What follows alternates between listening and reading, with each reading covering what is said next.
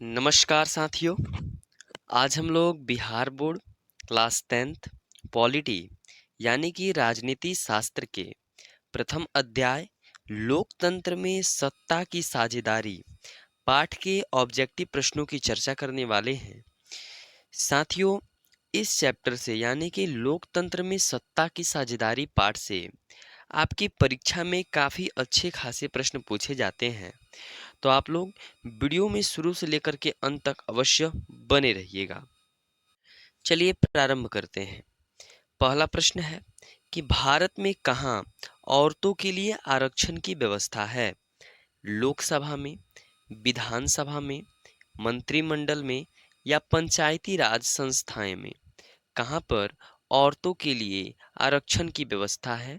तो पंचायती राज संस्थाओं में औरतों के लिए आरक्षण की व्यवस्था है। चलिए दूसरा प्रश्न है कि भारत में सर्वोच्च न्यायालय के मुख्य न्यायाधीश की नियुक्ति कौन करता है? जो भारत का जो सुप्रीम कोर्ट है, सर्वोच्च न्यायालय है, उसके जो मुख्य न्यायाधीश होते हैं सीजेआई, ठीक है, उसकी नियुक्ति कौन करता है? चीफ जस्टिस ऑफ इंडिया की नियुक्ति कौन करता है? क्या प्रधानमंत्री करते हैं, राष्ट्रपति करते हैं, संसद करता है या इनमें से कोई नहीं? तो सीजेआई यानी कि जो सर्वोच्च न्यायालय का मुख्य न्यायाधीश होता है, उसका नियुक्ति राष्ट्रपति महोदया करते हैं। तीसरा प्रश्न है कि भारत में राष्ट्रीय महिला आयोग अधिनियम कब बना? ऑप्शन ए है 1960 ईस्वी, ऑप्शन बी है 1970 ईस्वी, ऑप्शन सी है 1980 ईस्वी या ऑप्शन डी है 1990 ईस्वी। तो भारत में राष्ट्रीय महिला आयोग अधिनियम जो है 1990 में बना है। Option D is the right answer. 4 number प्रश्न है साथियों कि भारत में मतदाता होने की न्यूनतम आयु क्या है? यानी कि आपकी उम्र कितनी होनी चाहिए कि आप वोट दे सकते हैं? 16 वर्ष, 17 वर्ष, 18 वर्ष, 21 वर्ष। तो भारत में मतदाता होने की जो न्यूनतम आयु है ना, वह 18 वर्ष होनी चाहिए। Option C is the right answer. 5 नंबर प्रश्न है कि सांप्रदायिक राजनीति किस पर आधारित है? एक धर्म दूसरे धर्म से श्रेष्ठ है। ऑप्शन बी विभिन्न धर्मों के लोग समान नागरिक के रूप में खुशी खुशी साथ रहते हैं। ऑप्शन सी है एक धर्म के अनुयायी एक समुदाय बनाते हैं। या ऑप्शन डी किसी धार्मिक समूह का प्रभुत्व बाकी सभी धर्म पर कायम रखने के शासन की शक्ति का प्रयोग नहीं किया जाता है। बताइए 5 नंबर प्रश्न का उत्तर क्या होगा? तो एक धर्म के जो अनुयायी होते हैं एक समुदाय बनाते हैं। चलिए 6 नंबर प्रश्न है कि भारतीय संविधान के अनुच्छेद 19 में देश के सभी नागरिक को कौन सा मूल अधिकार दिया गया है? क्या उनको स्वतंत्रता का अधिकार दिया गया है, या समानता का अधिकार दिया गया है, या संवैधानिक उपचार का अधिकार दिया गया है, या इनमें से कोई नहीं? तो भारतीय संविधान के अनुच्छेद 19 के तहत जो भी लोग हैं उनको क्या दिया गया है? समानता का अधिकार दिया गया है। चलिए 7 नंबर प्रश्न है कि सांप्रदायिक राजनीति आधारित होती है। किस पर सांप्रदायिक राजनीति आधारित होती है? धर्म पर, जाति पर, क्षेत्र पर या इनमें से कोई नहीं? देखिए साथियों कि सांप्रदायिक राजनीति तो धर्म पे आधारित होती है, इसका सही उत्तर ऑप्शन ए हो जाएगा। लेकिन जातिगत जो भी राजनीति, जैसे सांप्रदायिक राजनीति कहने का मतलब कि आप हिंदू, आप मुस्लिम, वह सिख, फलना ईसाई, इस आधार पर नेता लोग लोगों को बांट देते हैं, जिसे सांप्रदायिक राजनीति कहते हैं। दूसरी बात कि एक धर्म में अनेक जातियों को बांट देते हैं, उसे जाति आधारित राजनीति बोलेंगे। क्षेत्र के आधार पर कि आप बिहार से हैं, आप भोपाल, आप मध्य प्रदेश से हैं, आप यूपी से हैं, आप महाराष्ट्र से हैं, आप बंगाल से हैं, इस आधार पर बांट दीजिएगा तो क्षेत्रीय आधारित राजनीति इसको कहेंगे।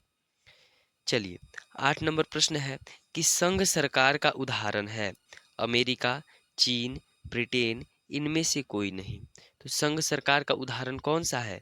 अमेरिका है। ठीक है, साथ ही साथ भारत भी जो है ना, वह एक प्रकार का संघीय शासन का क्या है? उदाहरण है।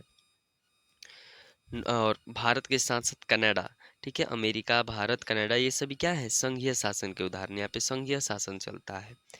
9 नंबर प्रश्न है, 16वीं लोकसभा का चुनाव किस वर्ष हुआ था? 2012 ईस्वी में, 13 ईस्वी में, 14 ईस्वी में या 15 ईस्वी में? तो 16वीं लोकसभा का जो चुनाव है ना, 2014 ईस्वी में हुआ था, जिसमें नरेंद्र मोदी प्रधानमंत्री के पद पर बैठे थे। 10 नंबर प्रश्न है कि निम्नलिखित में कौन केंद्र शासित प्रदेश है? क्या छत्तीसगढ़, उत्तराखंड, चंडीगढ़ या केरल? कौन सा जो है वह केंद्र शासित? तो छत्तीसगढ़ भी एक प्रकार का राज्य है, तो यह नहीं होगा। उत्तराखंड भी एक राज्य है, केरल भी एक प्रकार का राज्य है, तो केंद्र शासित प्रदेश चंडीगढ़ हो जाएगा। चलिए, 11 नंबर प्रश्न है कि निम्नलिखित व्यक्तियों में कौन लोकतंत्र में रंग भेद के विरोधी नहीं थे? King Martin Luther, Mahatma Gandhi, Tommy एवं जॉन कॉर्लिस। उसके बाद है जेड गुड्डी। बताइए, जो कि रंग भेदभाव को मानते थे कि हाँ रंग भेदभाव होना चाहिए, जेड गुड्डी जी। Option D is the right answer. ठीक है, चलिए, लोकतंत्र 12 नंबर प्रश्न है कि लोकतंत्र एक शासन व्यवस्था है, लोगों का, लोगों के द्वारा या लोगों के लिए या उपयुक्त सभी। देखिए, लोकतंत्र जो है वो लोगों का ही है, यानी लोग जो है वह चुनाव करते हैं, लोगों के द्वारा ही होता है और लोगों के लिए ही होता है, इसलिए option D is the right answer. 13 number प्रश्न है कि 1931 ईस्वी में किसे सांप्रदायिकता का शिकार होना पड़ा? क्या गणेश शंकर विद्यार्थी को, खुदीराम बोस को, लाला लाजपत राय को या इनमें से कोई नहीं? तो गणेश शंकर विद्यार्थी आपके सही उत्तर हो जाएंगे, इन्हें सांप्रदायिकता का शिकार होना पड़ा था।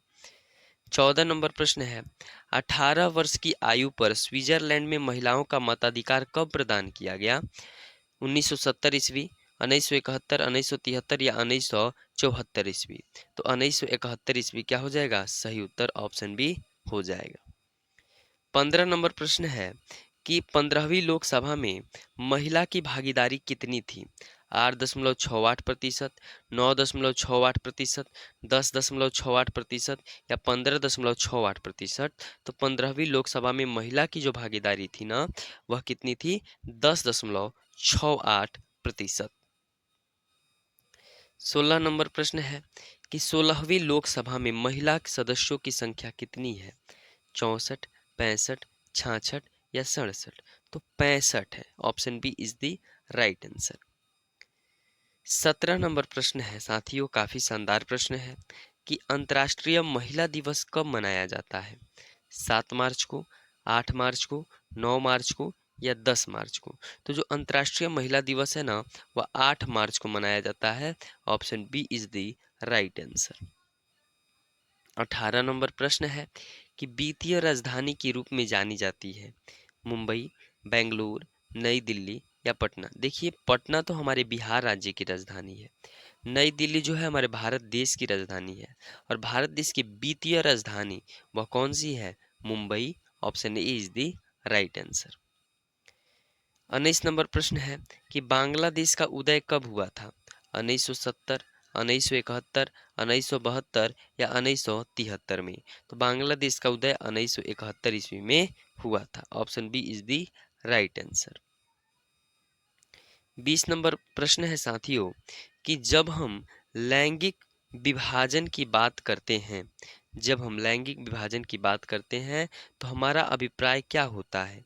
स्त्री और पुरुष के बीच जैविक अंतर, समाज द्वारा स्त्री और पुरुषों को दी गई असमान भूमिकाएं, लोकतंत्र व्यवस्था में महिला को मतदान देने का अधिकार न मिलना या बालक और बालिकाओं की संख्या का अनुपात? तो समाज द्वारा स्त्री और पुरुष को दी गई असमान भूमिकाएं, option B is the right answer. 21 नंबर प्रश्न है कि नोबल पुरस्कार से सम्मानित बांग्लादेशी अर्थशास्त्री कौन से हैं? प्रोफेसर इकबाल यूनुस, प्रोफेसर इकरा यूनुस, प्रोफेसर मोहम्मद यूनुस या प्रोफेसर शफीक यूनुस? तो मोहम्मद यूनुस को क्या दिया गया था? नोबेल पुरस्कार से सम्मानित किया गया था। 22 नंबर प्रश्न है कि धर्म को समुदाय का मुख्य आधार मानने वाला व्यक्ति क्या कहलाता है? धर्म को समुदाय का जो मुख्य आधार मानने वाला व्यक्ति क्या कहलाता है? धर्मनिरपेक्ष, सांप्रदायिक, जातिवादी या आदर्शवादी? तो वह क्या कहलाता है? सांप्रदायिक कहलाता है। Option B is the right answer. 23 नंबर प्रश्न है कि अधिकारों और अवसरों के मामले में महिलाओं का विशेष प्रश्रय व्यक्ति क्या कहलाता है? नारीवादी, सांप्रदायिक, जातिवादी या आदर्शवादी? तो उसे क्या बोलते हैं? नारीवादी बोलते हैं। 24 नंबर प्रश्न है कि असम में बिहारी पर होने वाला अत्याचार का आधार क्या था? क्या न असम में बिहार पर होने वाले अत्याचार का आधार क्या था? नारीवाद, सांप्रदायिक, जातिवाद या क्षेत्रवाद? तो यह क्षेत्रवाद था। ठीक है, यानी क्षेत्र के आधार पर अत्याचार किया गया था। आज का अंतिम प्रश्न है कि सामाजिक विभाजन का आधार नहीं है, यानी कि धर्म, भाषा, मानवता, जाति। तो आप धर्म के अनुसार तो लोगों को बांट सकते हैं, भाषा के अनुसार भी बांट सकते हैं कि आप हिंदी बोलते हैं, आप मराठी बोलते हैं, आप तेलुगु बोलते हैं। जाति के आधार पर भी बांट सकते हैं कि आप इस जाति के हैं, लेकिन मानवता के आधार पर नहीं बांट सकते। तो सामाजिक विभाजन का यह आधार नहीं है। आशा करता हूँ आपको सारे प्रश्न याद हो गए होंगे। अगर किसी कारणवश आपको कुछ प्रश्न ना याद हुए हैं तो आप वीडियो को एक बार अवश्य देख लें फिर से, ताकि आपको सारे प्रश्न याद हो जाए। बहुत बहुत धन्यवाद। हम मिलते हैं अगले वीडियो में।